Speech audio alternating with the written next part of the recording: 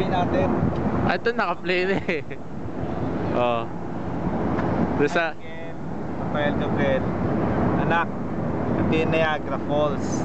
Sabi, yung daw bridge na yon, yung daw pag na-cross ka sa kabila, US na. Dito sa part kasi nito, Canada. Oh, ito yung yung falls. Niagara Falls ng US side. sa US side yon, anak. Yon, sa US side. Dito kasi Canada. Tingnan mo yung tubig, oh. Ganun kataas yun, ganun kalalim.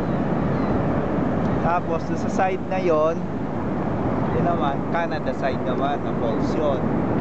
Canada side, doon daw baka doon sinuting yung Superman kasi mas maganda doon kesa sa US side. Okay? O sana next time kayo naman nandito.